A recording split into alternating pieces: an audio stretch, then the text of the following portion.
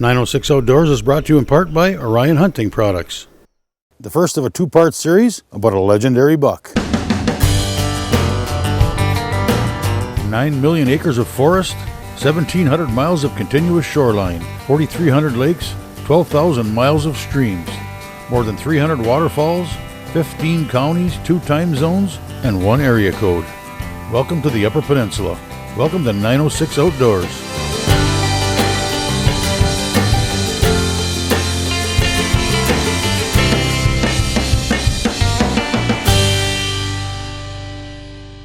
.906 Outdoors is brought to you in part by Blades Bait and Tackle, your hardwater connection to Little Beatty Knock.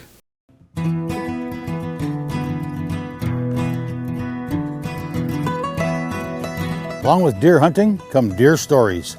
Stories of big bucks shot, monsters that got away, stories of giant bucks, legends who lurk only in the deepest, darkest swamps or some remote piece of UP wilderness where very few hunters have the will to intrude. Old granddaddies, able to outwit even the most seasoned of hunters. Ghosts offering only an occasional enticing glimpse in the preseason, able to vanish in the season of the hunt. Bucks so legendary, they've acquired names. I remember when I was just a young kid, tagging along with my dad on a deer season visit to an old canvas wall tent where a group of hunters spent their season each year. They told an intriguing tale of a wise old buck who had outsmarted them year after year. They called him Old Ironsides. And I remember one seasoned old hunter, dressed in red and black wool, sitting on a stump, talking about the day he had his chance at Old Ironsides. He said the rack suddenly appeared to his left through the snow-covered spruces, and as it passed by, he swung his gun around behind him to an opening where he'd get a shot at the deer. The deer vanished. At the end of his hunt, he went over and found strange prints in the snow. He said the deer got down on all 4 knees and crept by out of sight till it was out of range, hopped up on all 4s and continued on its path. In hindsight, certainly an exaggerated deer tale. But to a young soon-to-be hunter, it was as real as if I'd been sitting there myself. That scene played over and over in my head like a movie on many a snowy morning sitting on a stump. Are they all just stories? Stories that have grown just a little at a time, with each telling of the tale around some deer camp table? Or do they really exist? I like to think they do.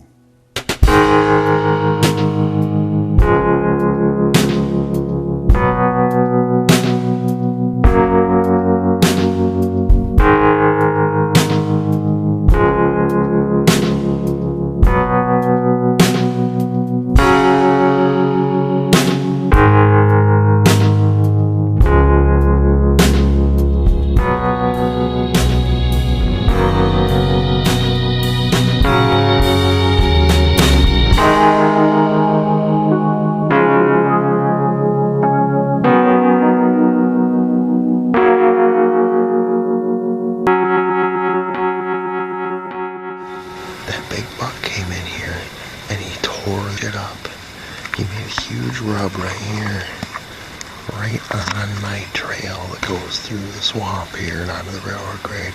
He hit this tree real good, amazingly high, all the way up to here, which is up to my shoulder. The legend of Thunder Canyon is a buck that I discovered in 2013. I had shot a nice buck in the mountains. And right before I shot him, I heard a buck fight break out, and it was a tremendous battle. And at the end of the battle, I heard a distinct sound of antler breaking. Well, doe come up in front of me, and shortly behind her, there was a buck with broken antlers, and I ended up getting him. He was an 8-point, and his tines were broke off, and I knew if I could find the place where they fought, I knew that I'd be in business, and circled, and sure enough, I found the spot where they fought. It was all tore up, trees broken. And lo and behold, I found that little piece of antler.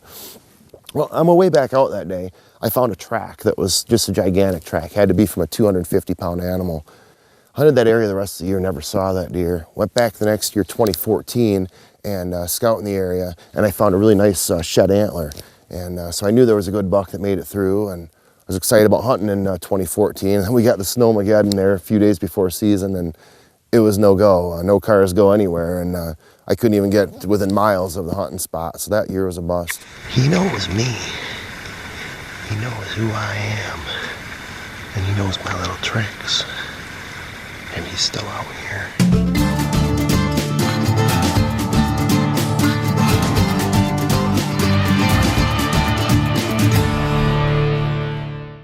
906 Outdoors is brought to you by Race Driven, your source for premier power sports products.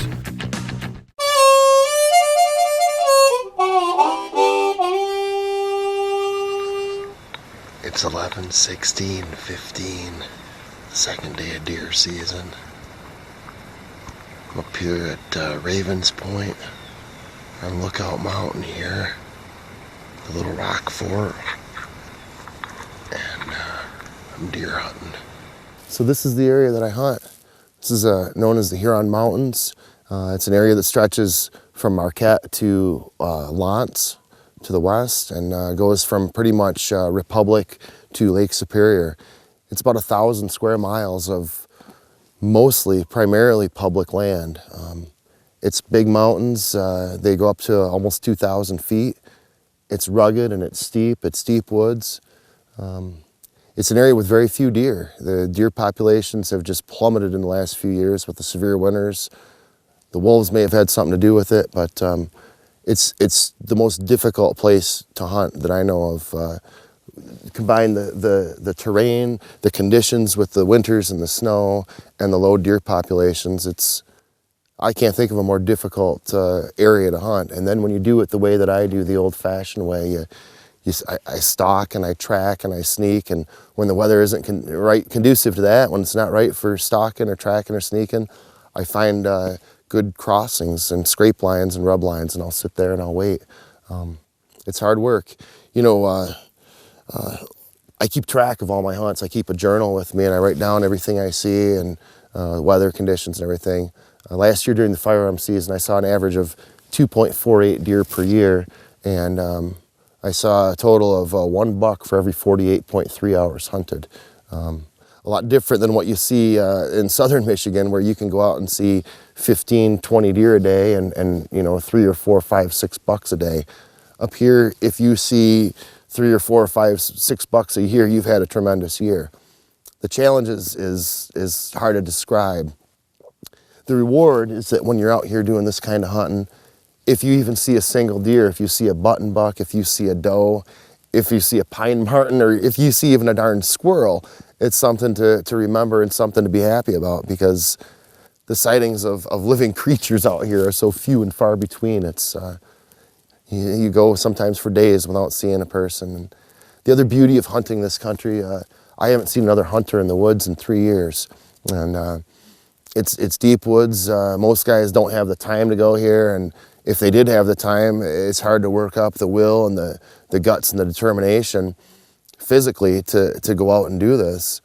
Mentally is a whole nother ballgame. It can be so frustrating, so disappointing. At times you just want to give up, but if you really want to get that big buck, you can't give up. You have to believe, you have to keep going. I think it's a good place to deer hunt. There's oaks on the mountain over there, obviously. There's deer that use the mountain. And so I think I picked a good spot. I had a close encounter right before daylight. About 5 after 7, I had one come by me. I think it was a buck. It's like he knew right where I was. He followed me. He heard me and he wanted to come and check me out. And he checked me out. And he got downwind of me. And it got just a little lighter. And I thought I'd sneak down that way and see what he's doing. He must have been watching me. Because as soon as I took a half a step, boom, doom, doom, doom, he spooked. He ran away. And then he snorted at me. And it was over with that one. So hopefully they'll get that one chance this year. It ain't gonna be easy. So far I've seen 2 wolves and I've seen 1 deer, and that's it. 2015, I went back and hunted again, and hunted, I think it was 8 or 9 days in the season before I saw a buck. And finally on the 24th of November, I saw the giant. I saw the guy that I'd been looking for my whole life. Long story short, he come into 30 yards and I was expecting him further, and he come out at 30 and I saw his head, and I had the gun in my hands ready to go, and I went to bring it up, and right when I did that, he looked right at me. I just put the scope on the gun, and I just had to get him in the scope, and so I thought, I'm just gonna hurry it up, and I tried to hurry it up, and when I did that, he was gone, and instinctively the finger hit the trigger, the shot went off, and he was gone. It was an ill-advised shot, and I went up there and followed it up, and I hit a tree right about where his feet were. I never got the gun all the way up, and I kicked myself. I'd worked for years, for decades, trying to get a chance at that buck of a lifetime, and I got the opportunity and I blew it, and I was just crushed. And went home that night, and it was just the most empty feeling. And that was my chance of a lifetime. And I gotta tell you, it's a really empty feeling inside right now. I just had a chance at the biggest buck I've ever seen in the UP. 40 yards from me. Biggest buck I've seen in 30 years. And I blew it. Today's show is brought to you in part by Rapid River Knife Works, home of Michigan's largest custom knife factory showroom.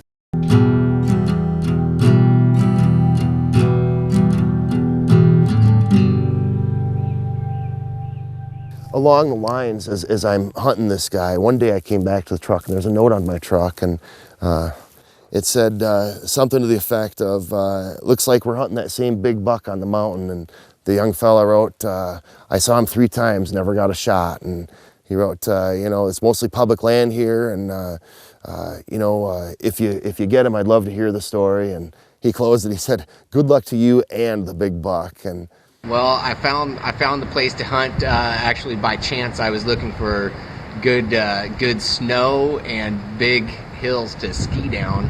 So I was skiing up a mountain, which I dubbed Buck Mountain, and saw just loads of old deer sign, buck sign, and thought that this was like the most I'd ever seen in my life, and that I had to come back in summer and in the fall and scope it out. So I did. I came back the next summer, and there was lots of deer sign around, and it was a heavy acorn year that year, and I could tell that was going to be on. And then later in the fall, it was on. There was just deer trails everywhere, and huge buck sign, scrapes and rubs all over the place. So I kind of started keying in on some spots, and I got to a spot I was sitting, and I sat down and was taking off my backpack, and I still had my scope covers on because it was like snowy and I didn't want to get a bunch of stuff on my lens. And so I was taking my pack off and getting my scope covers kind of getting ready to come off, and I hear this fast deer walking sound, and I look up, and there goes this massive buck with the biggest rack I've ever seen in my life. And I fumble with my scope cover and get the gun up and just kind of barely get on his butt as he moves into a big thicket. And that was what I saw of him that day. And then so later that day at like noon or so, I decided to go walk around the mountain, and basically because I wanted to go up there and eat some lunch in the sunshine. So I just kind of wasn't even hunting per se. I was going along, and it's all super rocky, and I was pulling myself up these rocks, and I hoink myself up over one and look up, and like 20 feet away from me, probably standing on this boulder again, is the hugest buck I've ever seen in my life, and he snorts and runs off. And I just kind of stood there on the rock wondering about all that. When he was looking down on me from the rock, and I was totally astounded, it looked like it was like this, but you know, it was and then I saw him again like a day or two later in a thicket, where a swamp where I don't even know what I was doing there, because I could only see like 15 or 20 feet with a scoped rifle, so it was kind of ridiculous to even be there. But I was basically like crawling along in some hemlocks, and heard some sound and stopped, and I could see some kind of body movement, and then there was this little opening about like yay big in all the branches, and I saw the rack go by, and put my gun up and basically just saw a wall of pine needles in my scope, and that was that. For that year I didn't see him again. I felt like maybe I didn't suck too bad as a hunter because I got close to him and I saw him several times. But then it also made me feel like he was definitely better than me, and always was a couple steps ahead, and had the hidden trump card generally. So here we are, November 25th, 2015. Wednesday, it's the day before Thanksgiving. And so you wonder, you work 20-some years to get a chance at a big buck, you get a big buck and you blow it. You wonder how long it's going to take to get another chance. Well, this time, ladies and gentlemen, it took less than 12 hours. Went back the next day to follow up on the shot, make sure that I didn't hit him. You know, it was right before dark when I blew it. And went back and found where my shot hit, no sign of a shot. And so I decided, no sign of hit, and so I decided to follow where the deer went. 20 after 1, I'm sneaking along the base of the mountain, following the path that buck took after I shot at him yesterday. Found the easiest path back out to the road so I can get back into the new spot I built. And I'm sneaking along and I look, and there he is up ahead of me. There he is, middle of the day, 1:30. And he's faced like coming from right to left in front of me. He's about 70, 80 yards out. Brought the gun up and looked, and geez, he brought his head up and I could see the radar turn, and I knew that it was him. And big rack, big buck.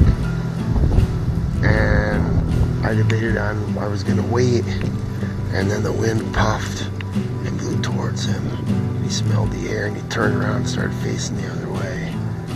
so I'm looking, and it's real thick in front of me, and couldn't get a shot. He took a couple steps forward, and I had an opening about that big at maybe 80 yards. And I thought, well, you know, you never know what those big bucks are gonna do. They could be gone in an instant. And I had that opening, and so I hold it real steady and I squeeze it off, and Didn't really do anything. He kind of hunkered down, took 2 steps forward, and I waited and waited. I'm thinking, did I get him? Did I get him? And next thing I know, I see his doe take off, and he takes off running after her, and I take off running after the both of them. I run about 70 yards, and as I'm running, I see a deer coming, and it's him coming quartering towards me. And There he was. He came running through the intersection right along the trail where I was at yesterday morning.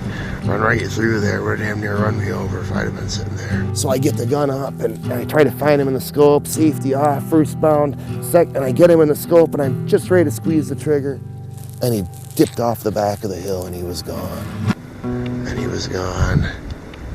And he went down the hill and he was gone. And I went and looked and no sign of a hit. And I followed up the shot and no sign of a hit. And I missed him again. Twice in 2 days. Oh yeah, and I forgot to mention the scope. Apparently I didn't have the stock of the gun firmly in my shoulder. And the scope bit me. It bit me right there. So I'm hating the scope right about it. Frustration doesn't even begin to describe how I feel.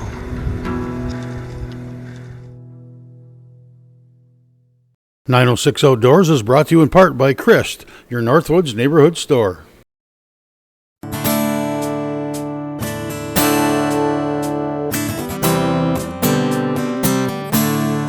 I'm back to follow up for my shot yesterday, and I didn't see this yesterday, but turns out my shot did get through. Man, this is painful. That shot is so close. I'm just glad that I didn't wound him and lose him. With no snow, it would have been very hard to track him if I had made a poor shot on him. And I'm really lucky that that didn't happen, because that shot it can't be more than a foot from killing that buck. This is my shot right here. That's where it hit. And it went through the backside there. And so that is really, really close. This is right about where he was standing. It looks like it was just a little bit on the low side. Incredibly frustrating. Mind-boggling. Heartbreaking. Spirit crushing.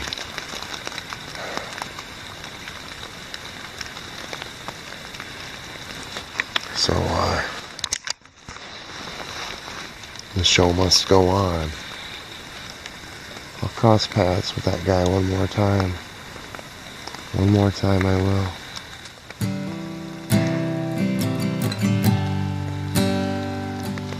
I'll find him. I blew it 2 days in a row. I missed him twice, and I thought, I can't even describe what I thought. The feeling of blowing it, a chance of a lifetime, 2 days in a row. It's just devastating. I had the rest of the season, rest of the gun season every day, and the muzzleloader every day, never saw him again. I was so moved by the story, and it was such a colossal, epic story. It was too much to tell my dad and my brothers, my hunting partners, in the course of 5 phone conversations. So I decided I'd write a book and share the story with them. The reason I share the story is not so much about me, but it's to encourage other hunters to get out and hunt the way that I hunt. It's the most difficult kind of hunting you're ever gonna find, but it's also the most rewarding. And it's the kind of thing where even if you don't see a deer, you have a great day every day. And when you do see a deer, whether it's a doe or a spike horn or even a button buck, it's a victory. It's something to be excited and happy about, just to see anything living out in these mountains this time of year. It's just a great thrill. And you know, I thought this was one of the greatest hunting stories I ever heard of, and I thought it was a masterpiece and a classic. And I thought that the book was done, and but you know, little did I know there would be another chapter to write. And I didn't know there would be another chapter to write. I thought there'd be a chance I'd never see the guy again. And but lo and behold, we went at her again this year, and there's a little more of the story to tell.